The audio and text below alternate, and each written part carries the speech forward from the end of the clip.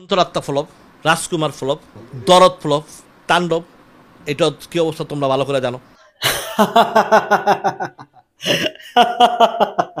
আমি কি হাসবো না কাঁদবো মুই তো কিছুই বুঝতে পারতেছি না। মুই কি হাসবো না মুই কাঁদবো? মোর বড় ভাই সেট করে যে কথা কইছে মোর এককালে টাক এককালে গরম হয়ে গেছে। মুই বলতে আসি মোর মন মিজাজ এককালে পাঙ্গা হয়ে গেছে। মোর বড় ভাই ইন্ডাস্ট্রিতে মোর একটাই বড় ভাই, এইয়াকে জানেন আপনারা, জানেন অনেকেই জানেন, উনি সাকিব ভাইটা জানেন, ইকবাল ভাই রীতিমতো শাকিব খানকে সুপারস্টার বলতেই মানতে নারাজ। মেগাস্টার তো দূরে থাক। হ্যালো এভরিওয়ান, আসসালামু আলাইকুম। শিমুল তো আছি আপনাদের সঙ্গে। কেমন আছেন সবাই? আশা করি সবাই খুব ভালো আছেন। আমি আলহামদুলিল্লাহ ভালো আছি। প্রযোজক পরিচালক শাকিব খানের এককালীন জানের জিগার দোস্ত মোহাম্মদ ইকবাল, উনি কিছুক্ষণ আগে একটি ইন্টারভিউ দিয়েছেন। নিশ্চয়ই সেই ইন্টারভিউটা অনেকের চোখে পড়েছেন। উনি শাকিব খানকে কোনোভাবেই, মেগাস্টার তো দূরের ব্যাপার, অনেক বড় ব্যাপার মেগাস্টার খেতাবটা, সে শাকিব খানকে সুপারস্টারই মানতে চান না।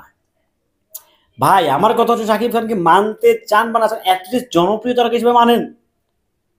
ও অ্যাটলিস্ট ঠিক আছে, সে মেগাস্টার না, সে সুপারস্টার না, আমি আপনার সাথে একমত, কথার জন্য কথা একমত আমি আপনার সাথে।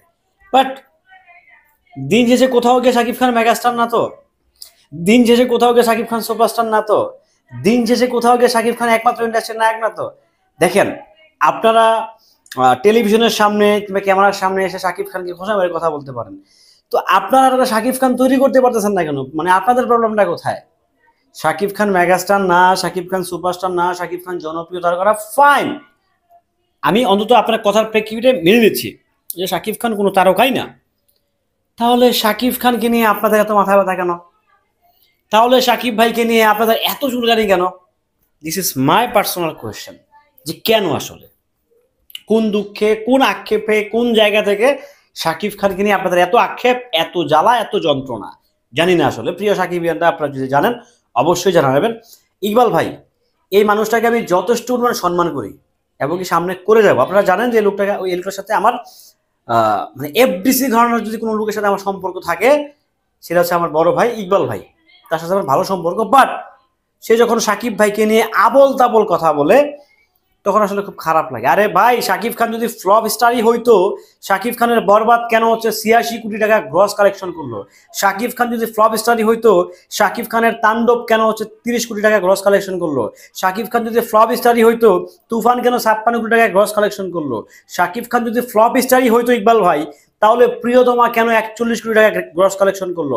শাকিব খান যদি ফ্লপ স্টারই হইতো, তাহলে শাকিব খানের যে সিনেমা নিয়ে আপনি কথা বললেন রাজকুমার, সে কেন 26 কোটি টাকা গ্রস কালেকশন করলো? বলেন। নিশ্চয়ই ভিডিওটা আপনার কাছে যাবে আমি জানি।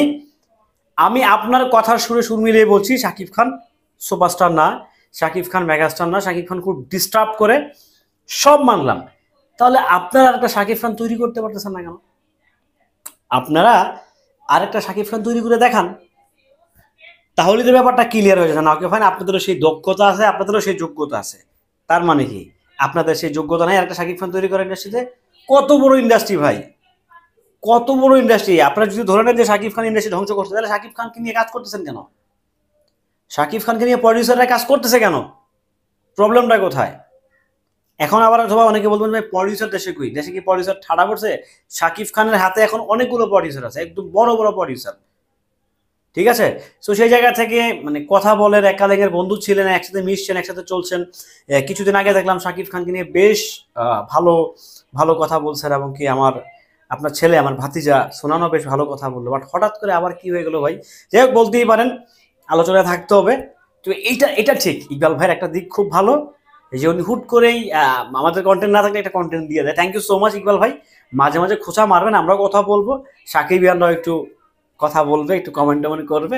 তো যাই হোক, সব কিছু মিলিয়ে আমি জাস্ট আমার ব্যক্তিগত অপিনিয়নটা শেয়ার করলাম। ভিডিওটা কেমন ছিল অবশ্যই কমেন্ট করে জানাবেন। সাকিব ভাইয়ের আপডেট পেতে সঙ্গেই থাকবেন। আসসালামু আলাইকুম।